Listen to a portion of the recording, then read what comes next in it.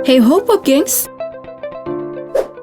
Ungkapan orang miskin dilarang sakit dari Eko Prasetyo ini dengan tepat menggambarkan kondisi pelayanan kesehatan saat ini. Selain mahal, juga mempersulit.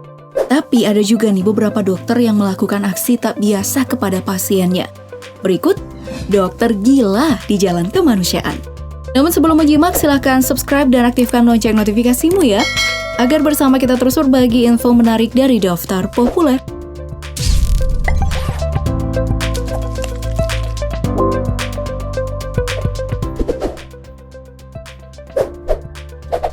Dr. Asnan Lelo. Kuliah kedokteran untuk gengsi dan duit bukanlah cita-cita dari Dr. Asnan Lelo ini. Ia menjadi dokter karena ingin berkontribusi pada kemanusiaan. Dokter farmakologi ini membuka praktiknya sejak tahun 1978. Awalnya masih di rumah orang tua, tapi setelah menikah dan mendapat gelar PhD di Australia, ia pun membuka praktik sendiri di rumahnya di Jalan Puri Matsum, Medan, Sumatera Utara, sejak tahun 1978. Sudah banyak pasien yang berobat kepadanya, dan dia tidak menetapkan tarif. Jika ditanya dibayar berapa, ia hanya mengatakan bayar seikhlasnya. Semoga semesta membalasnya, Pak.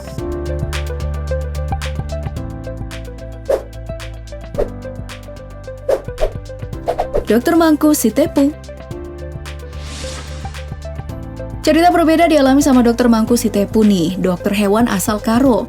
Tapi karena kebutuhan warga yang kekurangan akses kesehatan di tempatnya kerja, ia pun melanjutkan pendidikannya di Universitas Sumut untuk dapat gelar dokter umum.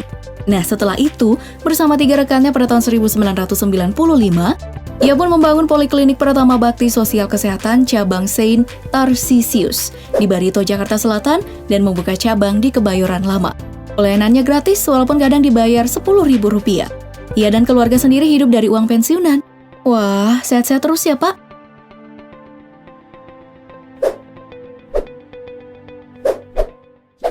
Dr. Lee Adarmawan.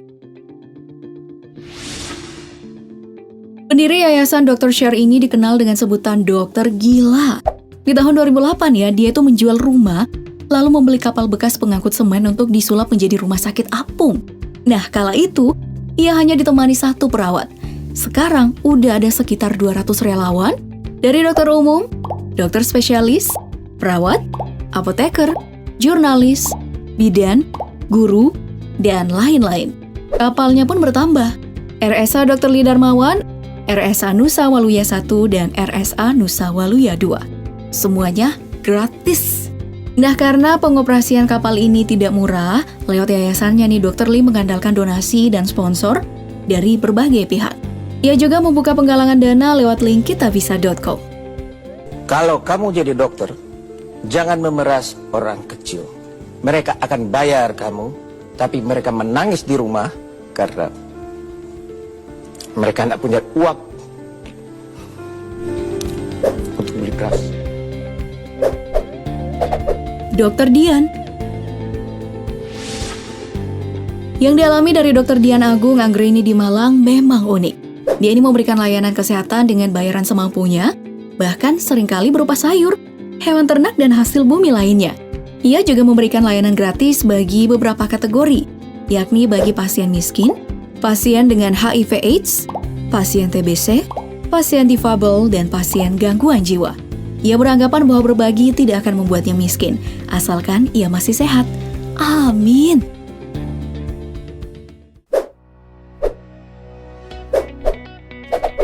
Dr. Gamal. Sampah berguna jika didaur ulang.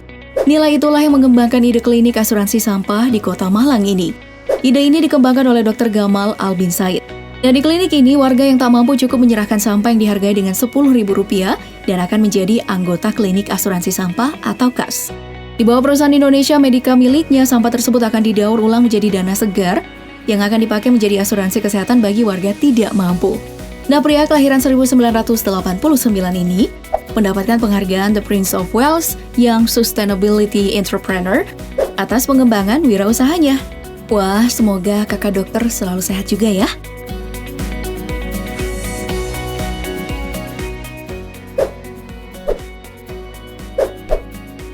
Dr. Yusuf Nugraha. Nah, selanjutnya di Pop Gengs ada Dr. Yusuf Nugraha, pendiri klinik Harapan Sehat di Desa Sukasari, Cilaku, Cianjur, Jawa Barat. Mencetuskan program mengaji 1 juz sebagai ganti biaya berobat bagi warga muslim. Kemudian untuk warga Kristen, Dr. Yusuf bekerja sama dengan komunitas gereja.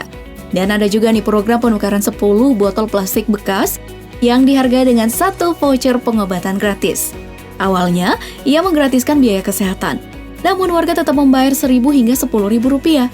Akhirnya ia pun menempuh cara kreatif yang satu ini. Wah, standing applause deh buat bapak dokter yang satu ini.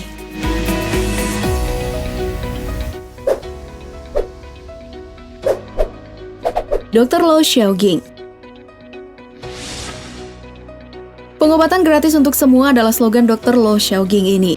Pria kelahiran 1934 yang berpraktik di Rumah Sakit Dr. On. Nah, mantan direktur Rumah Sakit Kasih Ibu ini mengobati pasien secara gratis. Kadang, ia pula membayarkan obat kepada pasiennya. Saat kerusuhan Mei di tahun 1998, ia tidak menutup tempat praktik pribadinya di kawasan Jagalan, Solo, meski tentara akan mengungsikannya. Nah, karena disukai, para tetangga akhirnya menjaga kediamannya dari para perusuh. Lagian kenapa rasis sih? Wah, dokternya hebat-hebat ya Pop Geng. Semoga semesta selalu memberkati mereka. Amin. Oke deh, sekian dulu ulasan kita kali ini. Jangan lupa untuk like, share, dan subscribe. Semoga sehat-sehat kita semua. Jaga kesehatan. Terima kasih dan sampai jumpa.